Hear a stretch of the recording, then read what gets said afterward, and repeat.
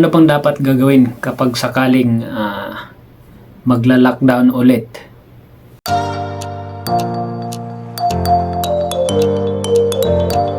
Yun, mga kabisdak, magandang araw ulit sa inyo. Ito na naman si Bisaya. Ang ating pag-usapan ngayon, paano kapag sakaling mag-lockdown ulit dahil dito sa kumakalat na Nipah virus, mga kabisdak, no? Dahil alam naman natin, sa ibang bansa ay naghigpit na, lalo sa mga paliparan, no? Kakabalita lang din at sa India, yun, sobrang naghigpit na sila doon, mga kabisdak. So kapag tuluyan ng lumala at makonfirm na talagang kumakalat na itong sakit na ito, lalo na kapag mapatunayan ng dito na at kumakalat na sa atin sa Pilipinas, ay talagang ito na naman yung kinakatakutan ng sambayan Pilipino, na yun nga, magla-lockdown. So maraming talagang nagdasal na wag naman sana mangyari mag-lockdown ulit dahil sa COVID-19. Isa rin ako dun sa nahirapan sa kalagayan, or hindi naman sana sa buhay, kasi ang napakahirap dahil walang trabaho. Ay swerte lang at nakasurvive tayo, no, nung pandemic na yun. Ilang years yun. So paano kapag ito na naman ay mapatunayan at kumalat na naman dito sa atin? Ano naman ang mangyayari sa mga simpleng mamamayan na katulad natin, katulad ko? Okay lang sa mga mayayaman, tama, hindi naman sila natatakot dahil marami silang pagkain, marami silang pera, tama. So anong gagawin natin? So bagong lahat, kapag sinasabi na magla-lockdown ulit, ito ang dapat nating gagawin. Kasi yan, nangyari nga sa akin dati, miss my experience, walang-wala talaga. Walang bigas, wala lahat, as in wala. So walang na-imbak or walang naitago man lang. Kahit sabihin natin pera or savings, wala. So ngayon, hanggat wala pang emergency na yan, or wala pang, hindi pa dinideklara na magla-lockdown, mag-prepare na. Ano bang dapat mga gagawin?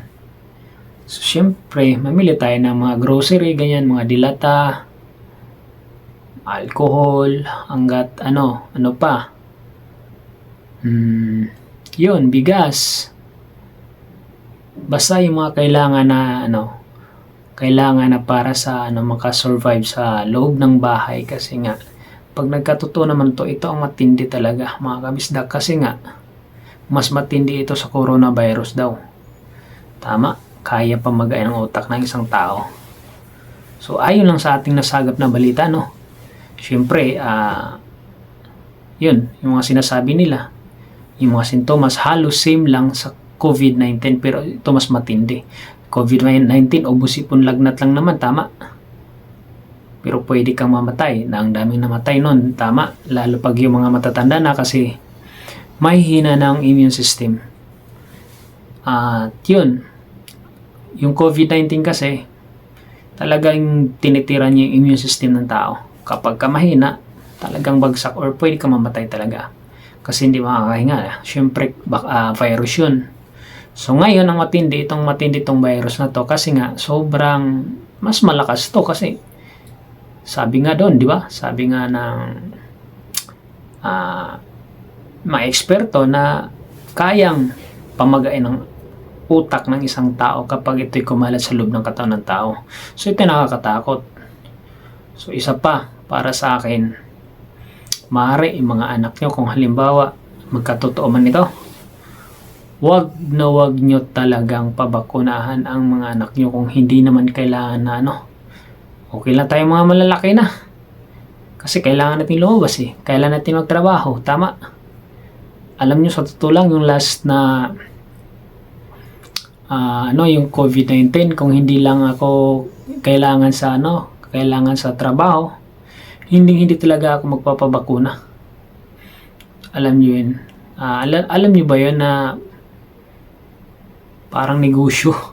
Negosyo ang nangyari, tama. Business ang nangyari doon. So wala. No choice tayo para magbakuna na hindi magpabakuna, tama. So yun, ganun lang. Ang simple lang gagawin nyo. Pag nag-lockdown ulit, dapat prepare na. May ipon, may mga pagkain, bigas, ganyan. Lahat makasurvive. Kasi alam nyo, ako nakasurvive ako. Ilang years yung lockdown na yun, pero grabe, sobrang hirap talaga. Pero awa ng Panginoon, nakasurvive po tayo mga kabisdak, no? So yun lang, pray lang tayo na sana hindi to magtuloy-tuloy at hindi kumalat sa yun, katulad ng nangyari sa COVID-19, no? So yun lang, wala namang yung pagdarasal kasi nandun pa rin yun ang pinakasandata natin. So yun lang, update lang tayo. Maraming salamat. Kung nagustuhan mo yung ginawa kong video, wag mo sanang kalimutan i-subscribe ang ating munting channel ng mga kabisdak. So yun lang, maraming salamat.